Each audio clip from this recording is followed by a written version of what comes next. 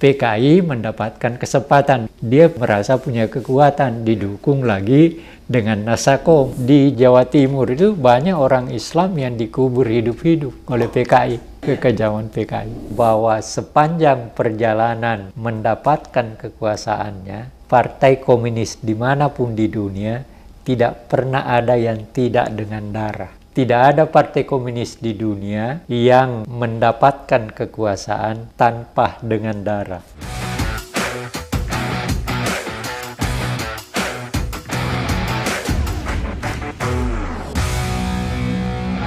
Selamat datang di Abraham Samad Speak Up. Hari ini saya menghadirkan tamu yang luar biasa, netizen.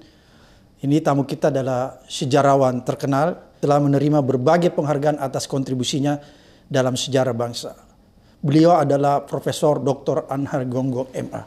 Assalamualaikum Prof. Anhar. Hari ini tanggal 30 September.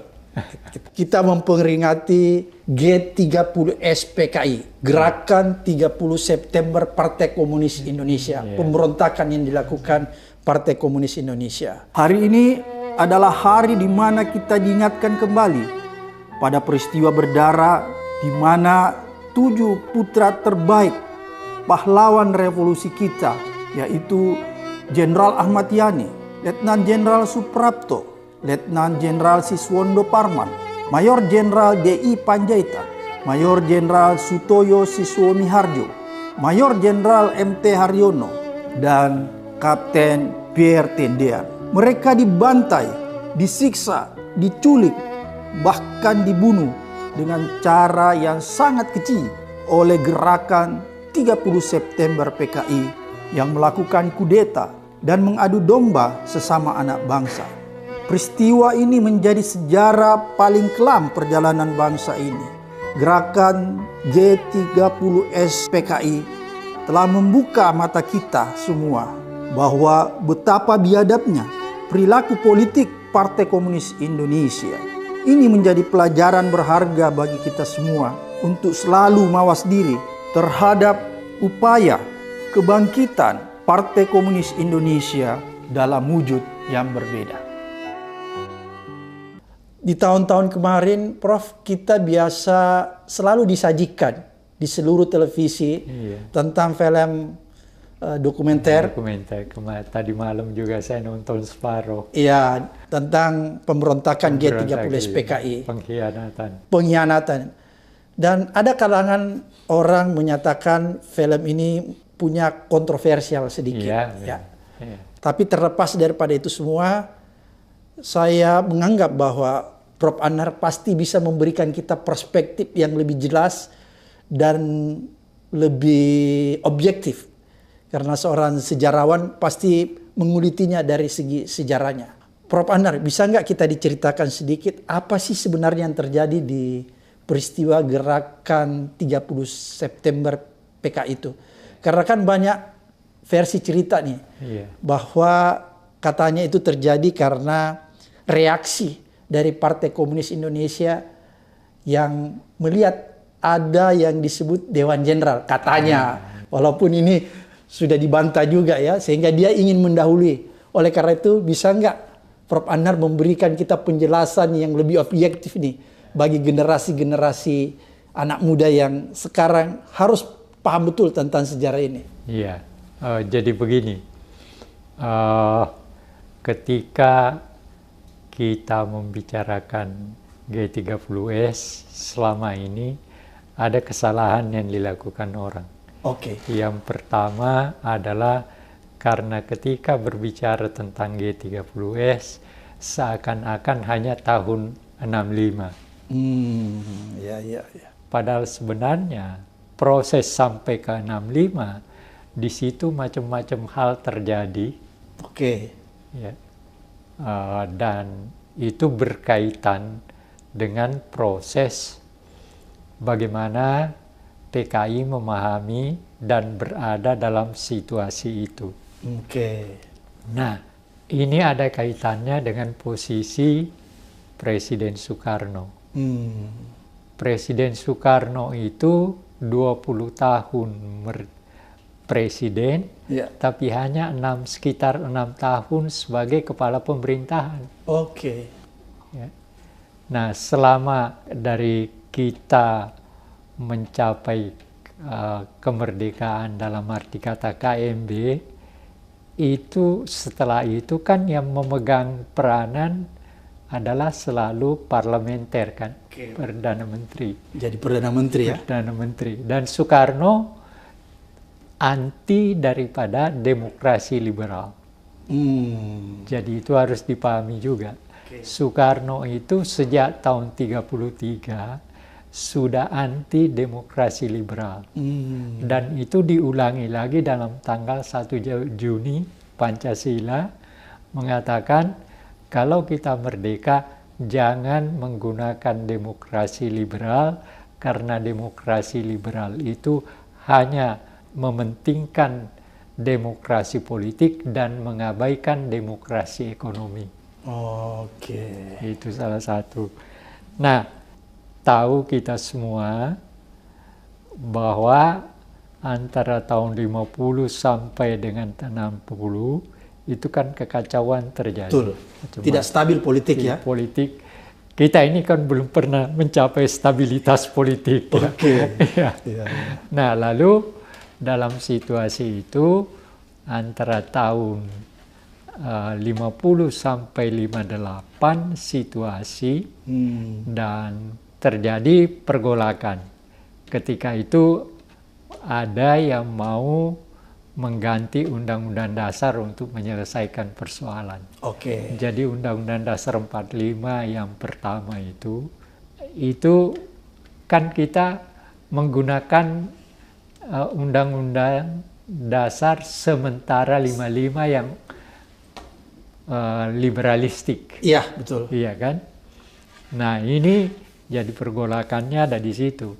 Nah, lalu Bung Karno dan Pak Nasution dan termasuk Yamin ini yang lain mencari cara gimana menyelesaikan persoalan ini.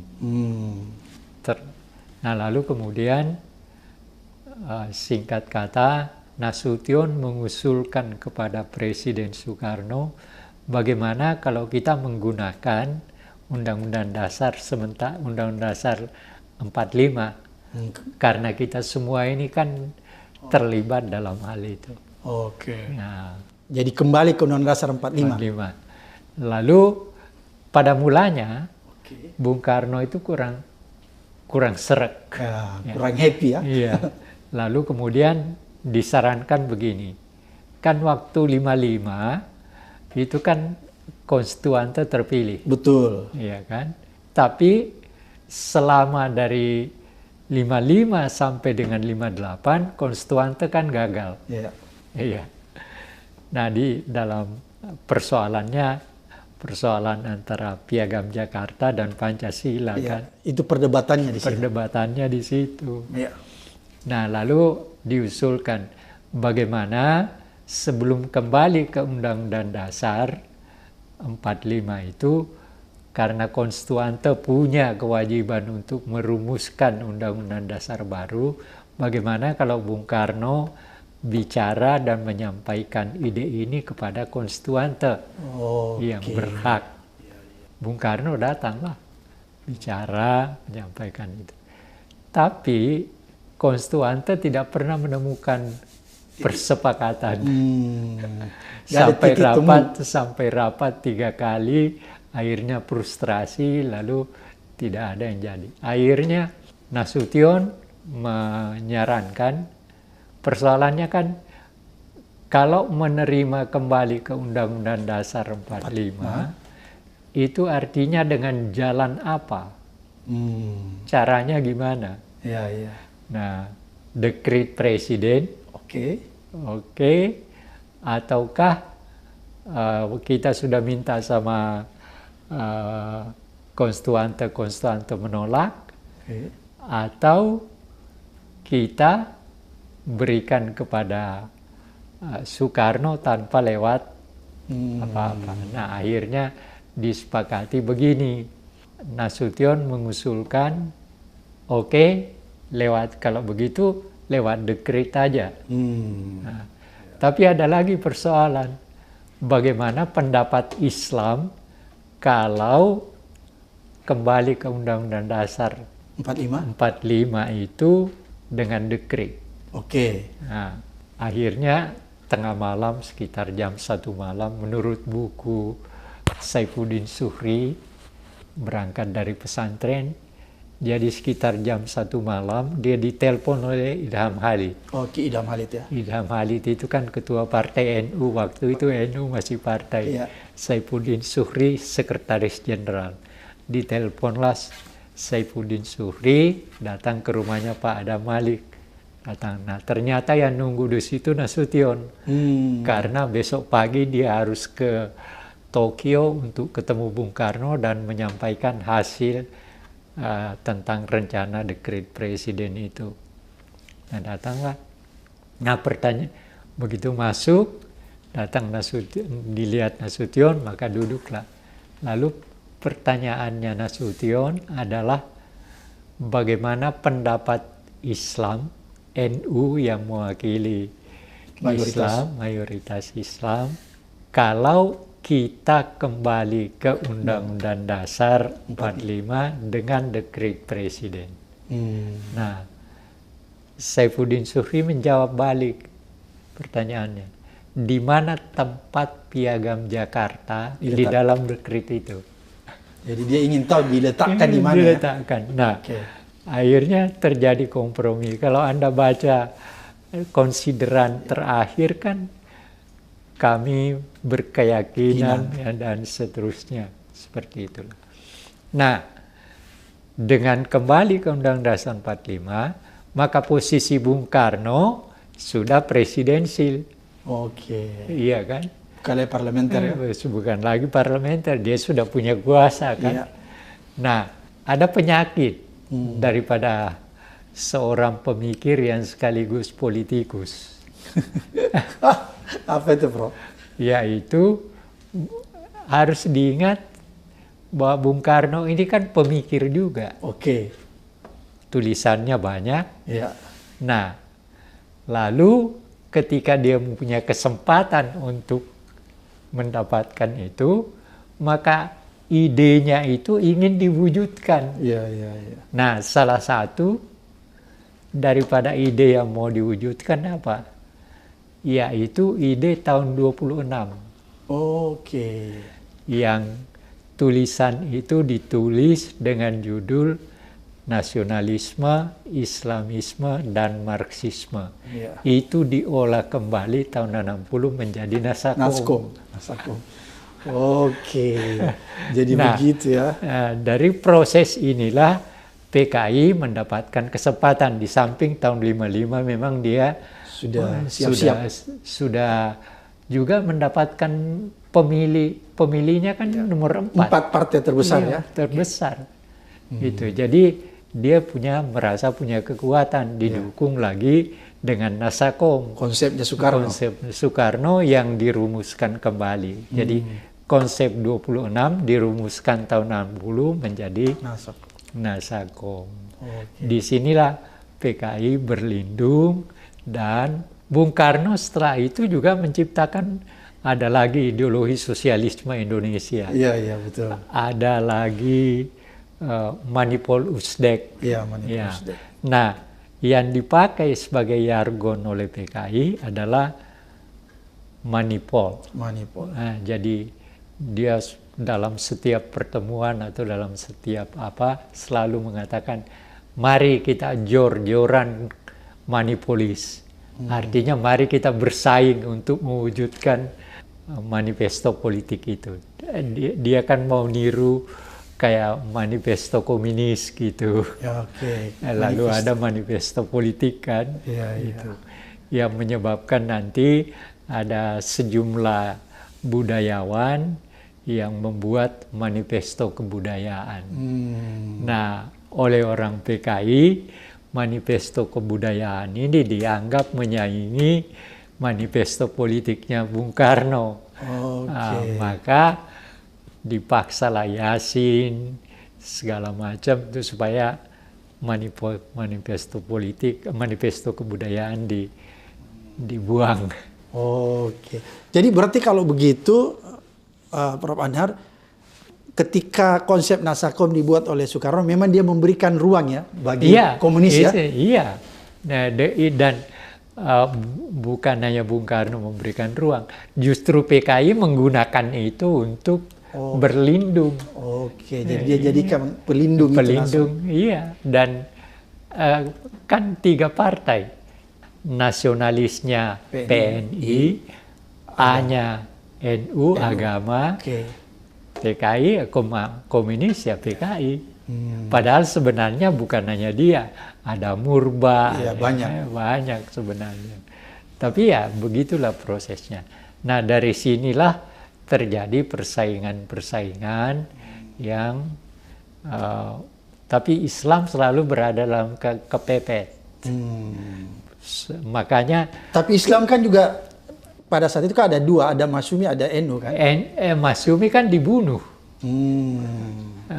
Jadi Islam itu pada waktu misalnya Masyumi dibubarkan, lalu kemudian GPI dibubarkan, PII dibubarkan, bahkan di Jawa Timur itu di Panigoro, PII sementara mengadakan latihan kepemimpinan, diserbu oleh pemuda rakyat. Masjidnya dimasuki, lalu Al-Quran diinjak-injak, dan seterusnya. Makanya ketika begitu G30S terjadi, maka kan ada semacam pembalasan, balas dendam di Jawa Timur, Jawa Tengah, karena memang tempat persaingan terkuat di antara kekuatan politik ketika itu adalah Jawa Timur, Jawa Tengah. Di Jawa Timur itu banyak orang Islam yang dikubur hidup-hidup oleh PKI. Itu kekejaman PKI ya? Kekejaman PKI. Memang seperti itu. Nah inilah semua proses-proses. Nah lalu ketika terjadi G30S, Pak Harto tampil dengan mengatakan bahwa ketika didengar bahwa G30S itu dipimpin oleh Untung. Nah, Pak Harto mengatakan, saya kenal Untung sejak lama. Dia itu dibina Alimin. Alimin ini komunis. PKI. Tokoh PKI. Maka dia berkesimpulan bahwa yang melakukan gerakan ini adalah PKI. Latar belakangnya seperti itu. Makanya ketika itu maka Pak Harto mengambil ada berbagai persoalan. Pimpinan Angkatan Darat kan Pak Yani meninggal. Lalu siapa? Akhirnya Pak Presiden Soekarno mengambil satu keputusan, pimpinan Angkatan Darat dipegang langsung oleh dia, tetapi ada persoalan. Caretakernya diberikan kepada Pranoto. Ini malah memang dianggap PKI. Lalu Pak Hartonya sebelum Bung Karno mengambil keputusan dan ketika situasi sedang masih awal, maka dengan meninggalnya Pak Yani, seperti biasa kalau Pak Yani pergi, maka yang menduduki jabatan itu sebagai pelaksana adalah Komandan Kostrad, Panglima Kostrad. Yaitu Pak Harto. Pak Harto. Itu persoalannya. Jadi memang begitu mekanismenya, kalau Pak Yani nggak ada, Komandan Kostrad yang... Panglima Kostrad yang mengambil. Nah, jadi selama beberapa waktu itu, Pak Harto mengambil posisi sebagai pengganti sementara Pak Yani. Nah, situasi berlangsung terus, akhirnya situasi rupanya kacau, Bung Karno pergi ke Bogor dan seterusnya, dan dianggap sakit, nanti ada dokter Cina datang, segala macam. Nah, ini yang menjadi persoalan adalah apakah benar bahwa Bung Karno itu sakit Dalam arti kata seperti yang diduga oleh orang Cina itu. Oke. Kemudian persoalan siapa yang memegang pimpinan Angkatan Darat. Bung Karno sudah menentukan itu. Lalu Pak Harto katakan begini, kalau begitu sekarang saya serahkan dan saya sudah tidak lagi punya kekuasaan untuk Angkatan Darat, maka saya mengundurkan diri. Nah, Pak Presiden Soekarno katakan tidak begitu. Harto, dia katakan begitu, Harto tetap mempunyai tugas untuk menertibkan dan mengendalikan situasi. Gitu. Jadi ada dua persoalan, ada caretaker Angkatan Darat, Panglima Angkatan Darat, ada mengendalikan dan menertibkan situasi. Oke, berarti memang Soeharto punya wewenang mengendalikan situasi pada saat itu. Iya, pada saat itu. Karena tadinya dia ngambil posisi tanpa hanya karena kebiasaan bahwa dia sebagai Panglima Kostrad mengambil alih karena Pak Yani-nya meninggal, maka dia ambil itu. Tapi oleh Bung Karno kan dipatahkan. Lalu diberikan ke Pranoto. Lalu dia mengatakan kalau begitu saya sudah mundur. Tidak punya apa-apa. Lagi marah dia mundur gitu. Dia mundur. Lalu kemudian Bung Karno katakan tidak begitu. Saya tugaskan, lalu nanti dia bikin surat pernyataan bahwa Pak Harto mempunyai kedudukan yang menertibkan dan mengendalikan situasi. Oke. Prof. Anar, kalau kita lihat ya di film itu berarti kan hampir sebagian besar film itu betul ya, karena seperti tadi yang diceritakan Prof. Anar. Tapi yang belum kita tahu persis apa yang menyebabkan sampai para jenderal itu dibunuh oleh PKI. Nah, itu ada latar belakangnya adalah PKI antara lain mengusulkan untuk membentuk sebuah angkatan kelima. Angkatan kelima ini buruh dan tani, dan senjatanya sudah menurut mereka sudah disiapkan oleh Chow Enlai. Itu. Yani menolak, Nasution menolak. Angkatan Darat utamanya yang menolak. Angkatan Darat yang menolak. Itu persoalannya. Tetapi sebenarnya bukan hanya itu. Ada persoalan lain yang berkaitan dengan peristiwa Madiun. Yang 48. Yang 48. Angkatan Darat itu dan PKI memang sudah sejak tahun 48 itu tidak pernah lagi akur. Berhadapan terus. Gitu. Makanya kan ketika G30S terjadi, Umar Dhani kan mendukung Soekarno, mendukung tanda kutip mendukung PKI juga ketika itu. Nah, persoalan lain yang harus diingat adalah kondisi dunia ketika itu, Perang Dingin. Jadi jangan kesalahan orang, jangan cuma melihat internal kita. Tapi ada perang dingin. Ada perang dingin. Uni Soviet dan Amerika. Kenapa? Indonesia itu jadi rebutan di antara ini. Itu persoalannya. Lalu ada lagi persoalan, yaitu bahwa kita mau mengutuhkan wilayah negara dengan mau mengambil Irian Barat. Tapi kan Amerika selalu menolak. Iya kan? Nah, ketika Bung Karno jadi presiden sekaligus kepala pemerintahan, maka langkah pertamanya adalah mengambil Irian Barat. Nah, persoalannya pakai senjata kan? Pak Harto memang diangkat sebagai Panglima Komando Mandala, tapi senjatanya dari mana? Amerika nggak mau kasih, Eropa Barat nggak mau kasih. Akhirnya Eropa Timur, Uni Soviet yang kasih. Maka semua senjata kita untuk mengambil Irian Barat itu semua dari Uni Soviet dan Eropa Timur. Itu kembali lagi jadi persoalan. Nah, di samping itu Bung Karno mendapatkan juga hal penghargaan yang tinggi di kalangan Uni Soviet dan Eropa Timur karena Nasakomnya itu. Karena dianggap dia memberikan ruang bagi komunisme. Ruang komunis dan bisa mengatur kehidupan bersama. Itu persoalan.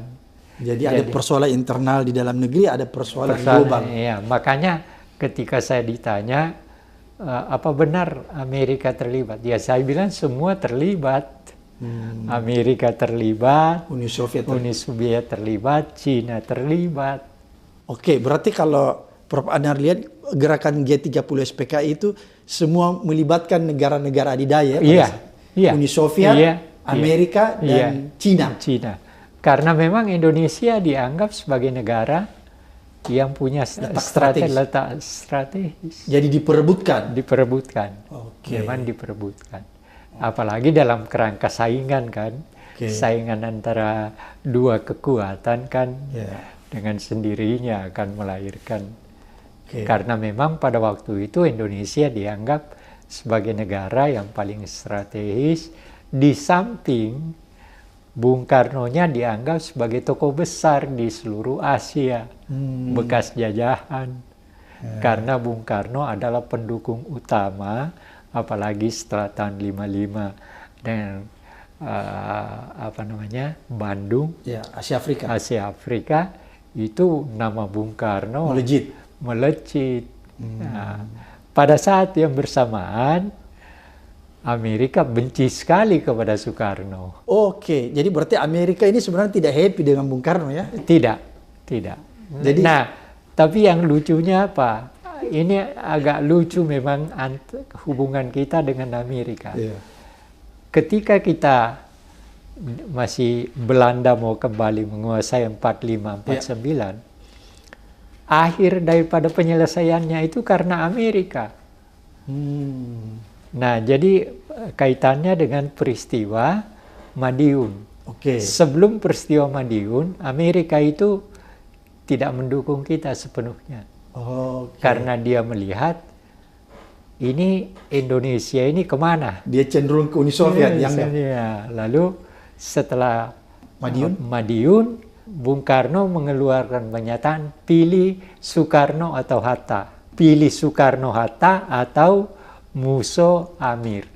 Ternyata milih Soekarno-Hatta kan. Nah di situ kepercayaan Amerika kembali bahwa memang Soekarno dan Hatta itu anti komunis gitu. Itu satu. Lalu kemudian, jangan dulu Prof, berarti Angkatan Darat ini memang disukai oleh Amerika Serikat ya? Disukai dalam arti kata bahwa dia anti komunis. Dia anti komunisnya Angkatan Darat ya? Angkatan Darat. Dia anggap anti komunis. Jelas ya, dianggap jelas dia. Iya. Nah, karena itu walaupun yang melakukan pemberontakan itu untung, tapi untung itu tidak dianggap apa-apa. Yang selalu dilihat adalah Nasution, Yani, dan kemudian Pak Harto setelah itu. Ini yang menjadi persoalan. Nah, ketika kita mau mengambil Irian Barat, kita nggak punya senjata kan?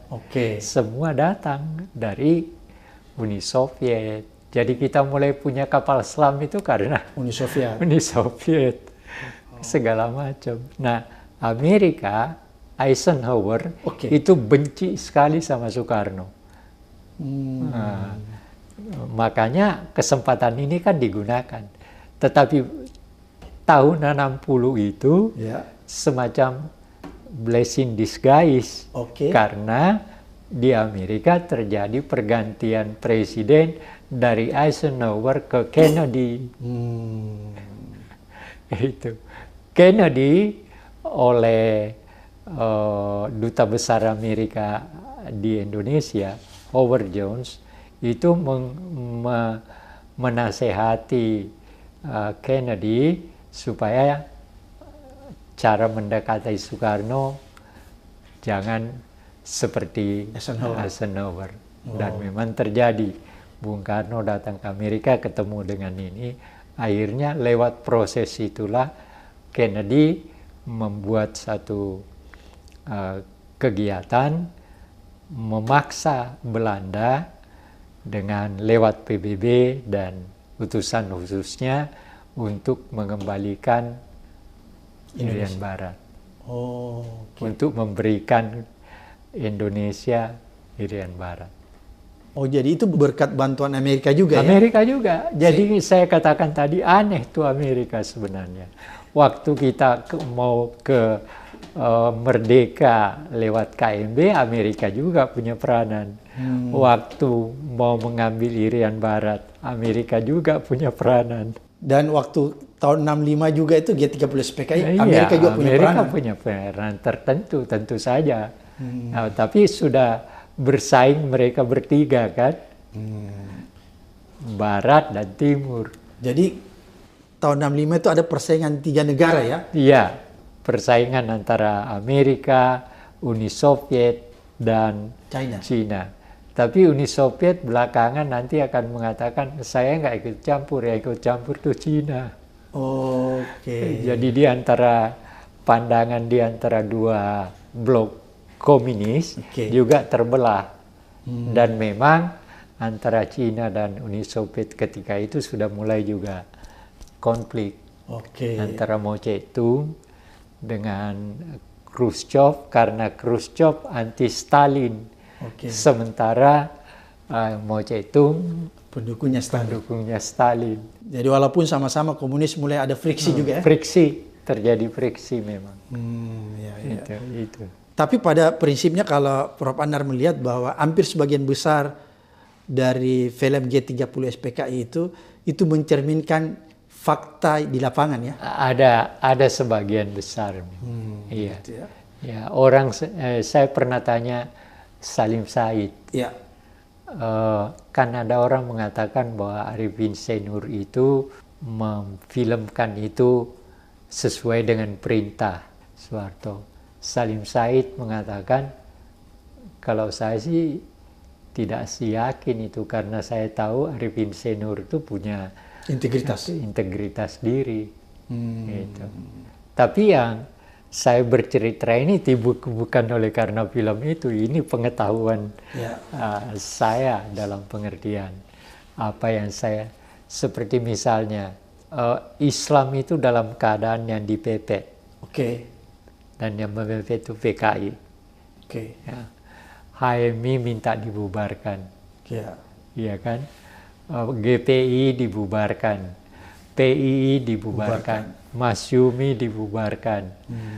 Pokoknya orang yang dianggap lalu kemudian katanya, tapi ada dua pendapat. Ada yang mengatakan yang mengadakan penelitian di desa itu Ina Slamet, ini juga orang PKI. Ada yang mengatakan bahwa yang mimpin penelitian itu Aidit sendiri. Isi daripada penelitian itu menurut mereka adalah bahwa di desa itu yang dikenal oleh mereka 7 setan desa. Kepala desanya setan, dalam arti meres rakyat. Nah, salah satu daripada setan desa ini juga adalah kiai-kiai desa. Itu menurut PKI? Menurut PKI, hasil penelitian menurut mereka. Padahal tidak ada itu. Mana ada setan desa, mana ada kiai-kiai di desa memaksa rakyat, tidak ada. Jadi itu penelitian dibuat-buat oleh PKI ya? Iya, penelitian yang hanya untuk memperkuat posisi mereka di tengah-tengah Nasakom itu. Kalau menurut Prof. Anwar ini, apakah memang dalam perjalanan politiknya Partai Komunis Indonesia ini sebenarnya punya catatan yang sering menggunakan cara-cara yang Machiavelli gitu kira-kira? Oh iya, itu salah satu faktor. Jadi menghalalkan pertama PKI itu kan lahirnya dari Sarekat Islam. Dari situ saja sudah. Jadi bagaimana dia memasuki lingkungan Islam, tapi memang ada faktor ketika itu kan tahun 10-an, kan belum permainan politiknya juga belum seberapa, lalu kemudian lahirlah ada Muhammadiyah lahir, ada Sarekat Islam, NU itu belakangan tahun 26 dan seterusnya.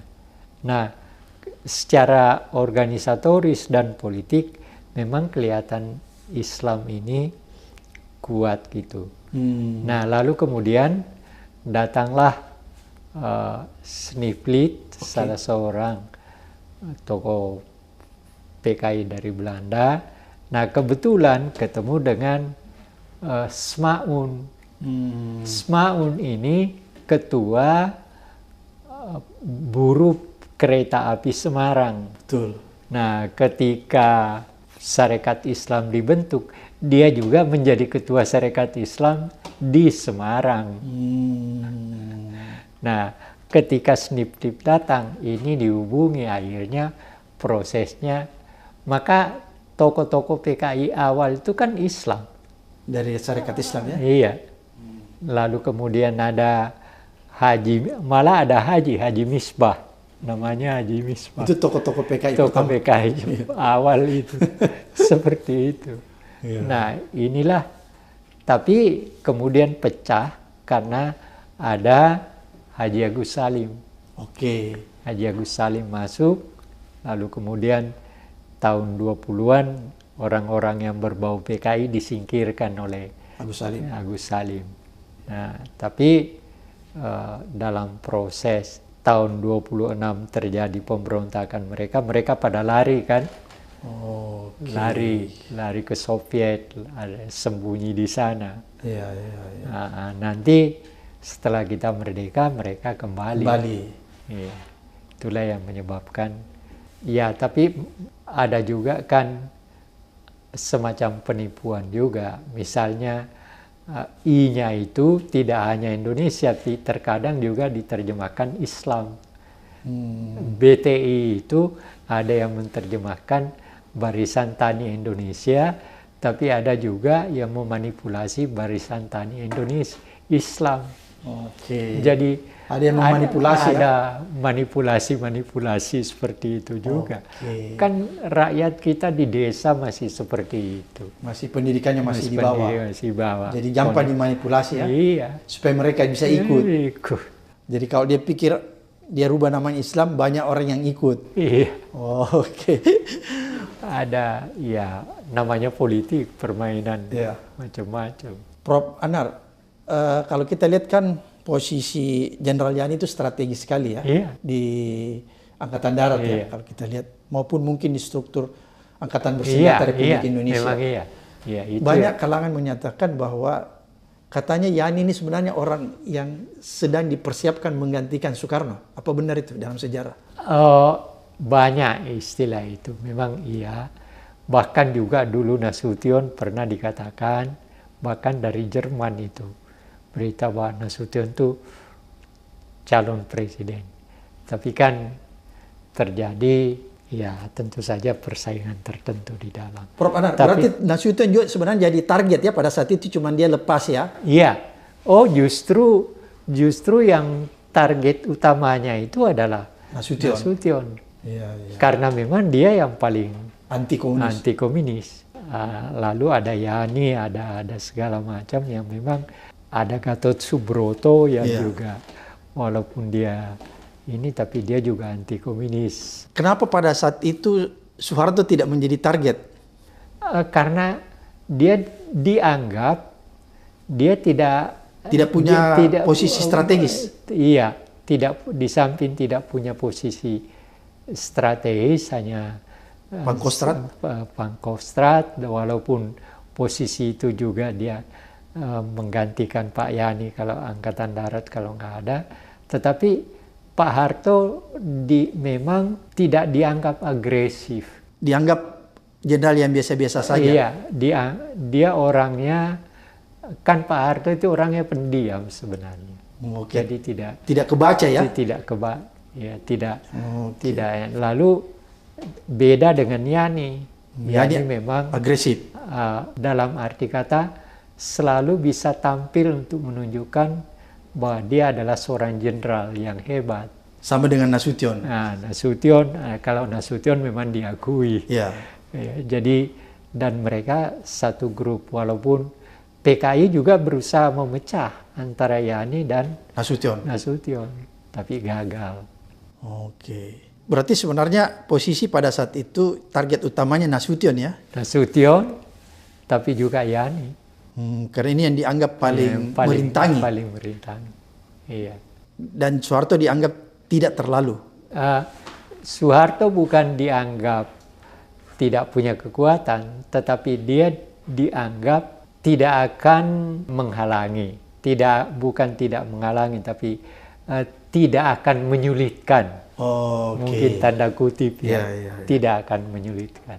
Kalau dua jenderal ini menyulitkan bagaimana? Kalau dua jenderal ini sejak dari awal, Nasution sejak tahun 1948, lalu Yani kemudian menghalangi, mempersenjatai buruh dan tani. Itu Yani nolak betul. Kami mampu kok. Iya. Itu. Oke, Prof. Kalau begitu, kalau kita lihat dari gambaran besar dari peristiwa G30 SPK itu kan tadi Prof bilang semua orang sedang bermain ya. Amerika, Uni Soviet dan China juga bermain ya. Iya. Masing-masing mencari keuntungan lah Iya. di peristiwa itu. Kalau Prof sendiri melihatnya, siapa yang paling punya kepentingan terbesar dalam peristiwa itu? Kalau dalam peristiwa, kalau dari luar negeri yang paling, ketiga-tiganya memerlukan Indonesia. Oke. Ketiga-tiganya memerlukan Indonesia. Karena strategisnya itu tadi, letak wilayah yang strategis, penduduk yang banyak, ya, dan sebagai Bung Karno yang hebat ketika itu. Jadi tiga-tiganya berusaha mendapatkan pengaruh, paling tidak pengaruh dari Indonesia. Oke, Prof Anar, apakah DNID itu memang punya pengaruh besar di luar negeri? Kalau dari segi jumlahnya memang PKI itu adalah partai komunis terbesar di luar Cina dan Uni Soviet. Jadi dia termasuk terbesar di dunia ya? Di dunia. Dengan jumlahnya 3 juta ketika itu besar. Anggotanya ya? Anggotanya. Dan itu yang dibangga-banggakan oleh mereka juga. Oke. Itu yang dijual mungkin DNID ke luar negeri ya? Memang itu fakta bahwa di luar Uni Soviet, Cina, partai terbesar dan terkuat itu adalah PKI. Oke. Di luar mereka. Tapi yang jelas bahwa dalang dari peristiwa G30 SPK itu adalah Partai Komunis ya? Saya mendapatkan banyak literatur dan saya sendiri yakin melihat apa yang mereka lakukan. Kalau pada waktu itu misalnya bagaimana mereka bergiat berusaha menghabisi Islam. Masyumi dihabisi, NU juga mulai mau disingkirkan walaupun ada Nasakom, tapi HMI yang pemuda-pemudanya dihabisi semua. PII, GPI itu dihabisi oleh komunis. Iya, dan itu faktual betul. Mereka, ya contohnya tadi di Panigoro itu. Begitu ini ada PI sedang mengadakan pelatihan kepemimpinan, didatangi masjidnya, dimasuki, diinjak-injak, Al-Qur'annya dirobek-robek, diinjak dan sebagainya. Jadi memang dalam sejarah PKI ini paling anti terhadap organisasi-organisasi Islam ya? Tampaknya ya, walaupun dia lahir dari partai Islam. Tapi dia sangat anti dengan kekuatan-kekuatan Islam. Kekuatan Islam karena ya memang yang mampu berhadapan langsung. Dalam arti kata di Jawa Timur, di Jawa Tengah, ya memang kelompok Islam. Nah, yang susah PNI karena apa? Kaitannya dengan Bung Karno yang merumuskan kembali idenya Nasakom itu kan. Kalau Prof Anar lihat, kalau PNI ini, PNI Soekarno, itu dia cenderung posisinya di mana sih antara misalnya Islam dan komunis? Dia di mana? Di tengah atau? Ya, dia tetap Di tengah. di tengah. Dia tetap karena Bung Karno. Bung Karno, walaupun Bung Karno itu juga bukan komunis, itu saya yakin betul. Oke. Sebagai satu contoh, orang salah mengerti Piagam Jakarta dan Pancasila. Sebenarnya Piagam Jakarta itu juga Pancasila. Iya. Karena apa? Yang merumuskan juga Bung Karno kok. Jadi begini, ketika BPUPK itu membentuk panitia, Iya. jadi kalau menurut Bung Karno, ini pernyataan Bung Karno sendiri. Jadi begitu selesai berpidato, maka Ki Hajar Dewantoro angkat tangan. Pidato Bung Karno inilah yang dirumuskan menjadi dasar negara. Nah, lalu kemudian Rajiman sebagai ketua membentuk Panitia 8. Oke. Tetapi Panitia 8 ini tidak seimbang dalam arti kata kekuatan politik. Hanya 2 Islam, 6 orang non-Islam. Nah, lalu kemudian ketuanya Bung Karno dan Bung Hatta tetap. Nah, lalu Bung Karno... Jangan dulu, Prof. Kenapa tidak seimbang komposisinya? Kenapa Islam cuma 2? Karena ini kan penunjukannya Rajiman. Oke, ya. Rajiman. Nah, lalu kemudian Bung Karno menghubungi 38 anggota BPUPK yang masih ada di Jakarta. Oke. Nah, lalu diajak rapat. Disitulah dibentuk Panitia 9. Bung Karno membentuk Panitia 9 dengan tetap dia sebagai ketua, Hatta sebagai wakil, ditambah 7 orang. Seimbang. Oke. 4 Islam, 5 termasuk Bung Karno tentu, dan Bung Karno walaupun nasionalis tapi tetap juga Islam. Oke. Sehingga mengapa dia merubah Panitia 8 menjadi Panitia 9? Karena dia melihat bahwa ini ada ketidakjujuran, ada keseimbangan. Maka dia bentuk Panitia 9. Itulah yang melahirkan Piagam Jakarta. Piagam Jakarta itu yang memberikan nama Yamin. Oke. Ya. Jadi sebenarnya Piagam Jakarta kalau menurut saya itu Pancasila juga. Pancasila rumusan kedua. Cuma Yamin memberikannya nama Piagam Jakarta. Lah yang mimpin juga Bung Karno, yang mau juga Bung Karno kok. Oke, berarti sama saja ya? Sama, dan susunannya hanya bedanya, hanya satu menggunakan ketuhanan dengan kewajiban menjalankan syariat Islam. Satunya yang pertama, rumusan pertama, ketuhanannya di bawah, yang di atas kebangsaan. Hanya itu bedanya. Jadi yang berkelahi sebenarnya, yang diperkelahikan di Badan Konstituante itu apa? 2 rumusan Pancasila. Yang dibuat oleh Soekarno juga. Yang dibuat oleh Soekarno juga. Jadi, ya menarik. Berarti Piagam Jakarta yang rumusan pertamanya ketuhanan yang Maha Esa menjalankan syariat, itu rumusannya Soekarno juga? Soekarno. Cuma bersama Panitia 9. Kalau yang pertama kan cuma sendiri, pidato sendiri. Kalau ini yang kedua sudah 9 orang. Tapi rumusan itu, malah Bung Karno waktu mau ditanya itu nangis loh. Waktu mau menghilangkan kata kewajiban menjalankan syariat Islam itu. Ngotot, ini kesepakatan bersama. Tapi ya akhirnya terjadi. Oke. Tapi dia pula yang membentuk Nasakom ya? Itulah penyakit pemikir. Iya kan? Iya. Susahnya. Terlalu pintar. Iya, orang pintar. Dan yang susah di kita itu apa? Yang merumuskan republik ini mereka-mereka itu. Gitu ya? Iya. Jadi yang mendirikan, yang menegakkan republik ini adalah orang-orang pinter kita, intelektual kita. Salah satu intelektual yang dalam pikirannya tidak pernah lepas dari persatuan, Bung Karno, sampai saat meninggal pun. Oke. Jadi dia Dalam otaknya itu persatuan.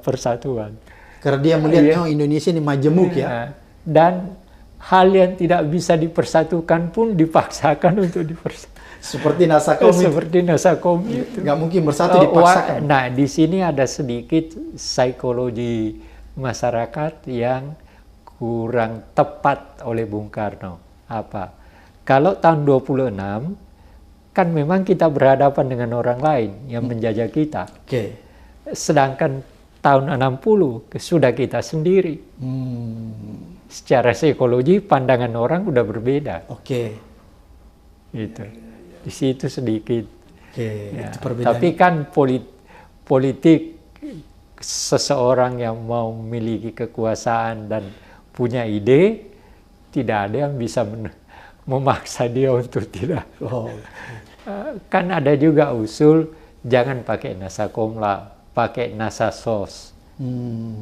Nasionalis, sosialis, agama dan sosialis. Iya, itu kan lebih tengah ya. Itu dari Bandung itu usul itu. Tapi ini kok Nasakom. Ditolak karena Bung Karno kekeh pada bahwa ini punya saya, dan ketika dia berkuasa itu bukan hanya Nasakom, sosialisme Indonesia juga dia yang ciptakan. Nah, ada juga, nah bedanya ini tidak berbeda dengan ini. Waktu Bung Karno berkuasa ada yang disebut indoktrinasi Manipol Usdek, sama dengan P4. Nah, Sama. yang menciptakan siapa? Ruslan Abdul Ghani. Dua-duanya jadi Manipol Usdek, indoktrinasi Manipol Usdek, Ruslan Abdul Ghani juga. P4 Ruslan Abdul. Jadi dia yang arsiteknya ya. Arsiteknya. Oke, Prof, apa yang kita bisa petik dari peristiwa G30 SPK itu agar supaya ini menjadi pelajaran berharga bagi generasi muda? Begini, sampai sekarang di lingkungan Amerika bahkan yang anti komunis bahkan